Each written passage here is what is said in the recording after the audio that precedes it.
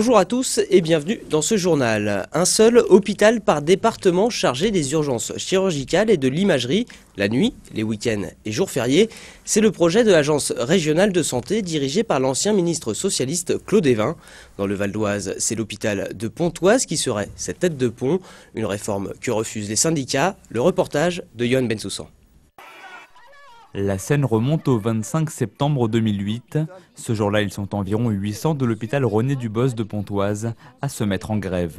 Ils s'opposent alors au plan de redressement et aux suppressions de lits dans l'établissement. Une manifestation qui sera à l'origine de la création du comité de défense de l'hôpital de Pontoise. 2 ans plus tard, l'anniversaire laisse un goût amer aux syndicats. Dans le viseur cette fois-ci, le projet de réforme des urgences proposé par l'Agence régionale de santé.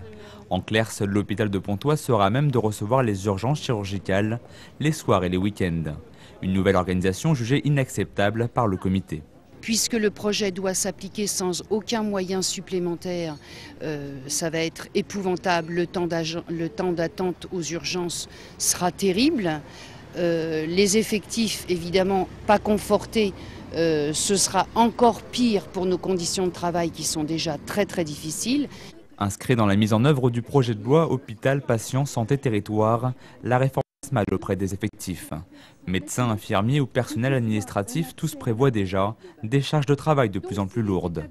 Ils ont encore tiré sur les catégories C de façon extraordinaire. Les catégories C, c'est nous, les petites mains, les ASH, les brancardiers, les aides-soignantes.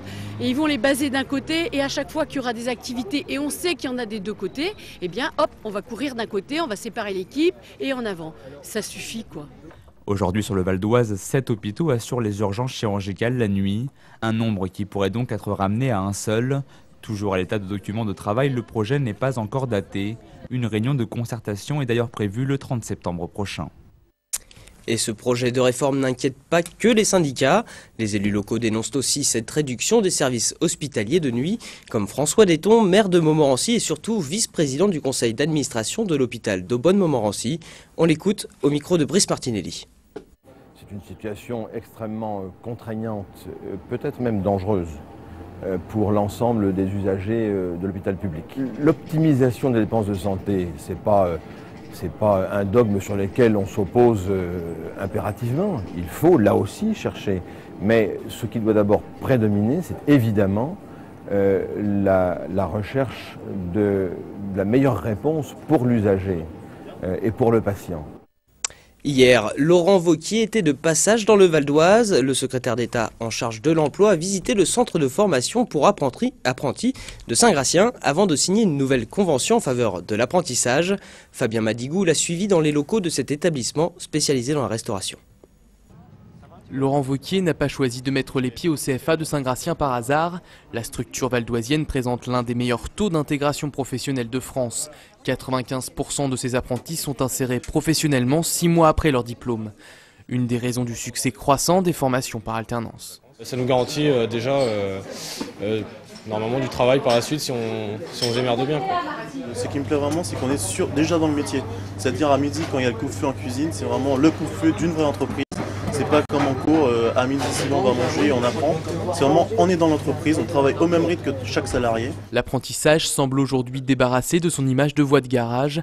Laurent Wauquiez l'a bien compris et veut encore augmenter la place de cette formation dans le paysage scolaire français. Il souhaite également diversifier les métiers concernés par ce système. Le secrétaire d'État voit même dans l'apprentissage une solution au travail des seniors. Plutôt que d'opposer l'emploi des seniors et des jeunes, je crois beaucoup plus au fait de les aider à travailler ensemble.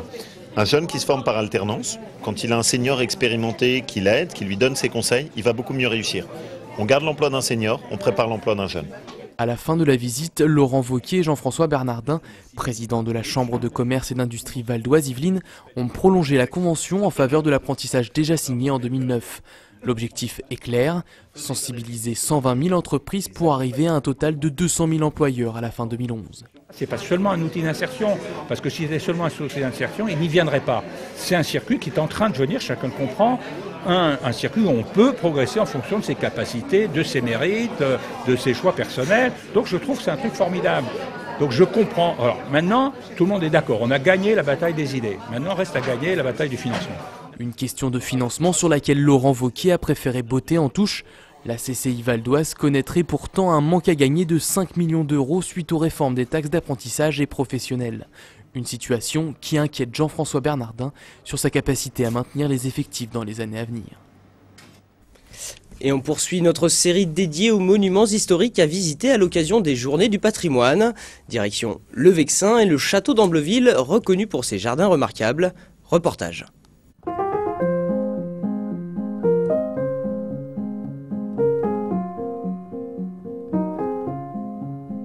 Inscrit au titre des monuments historiques et classés jardins remarquables, les jardins d'Ambleville sont parmi les plus beaux du département.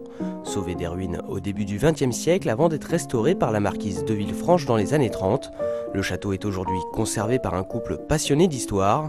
Depuis 7 ans, il constitue les parties manquantes du jardin d'après des photographies anciennes, lui rendant son aspect d'origine.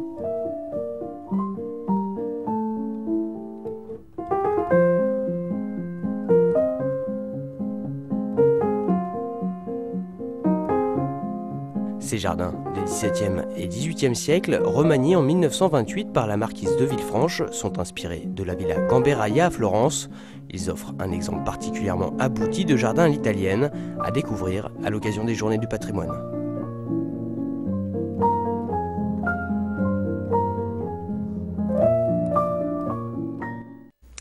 Et si jamais les vieilles pierres ne vous attirent pas, vous pouvez toujours vous rendre à Argenteuil. Après le succès de 2009 qui avait réuni près de 3000 personnes et plus de 1200 pour le Grand Fest-Noz du soir, la ville accueille la 5e édition du festival Paris Braise. Cette année, c'est l'association Toud Yawank qui se fait chantre de toute la Bretagne et donne rendez-vous le 18 septembre pour une journée placée sous le signe du partage de la culture celte. Vous retrouverez plus d'informations sur notre site vonews.fr.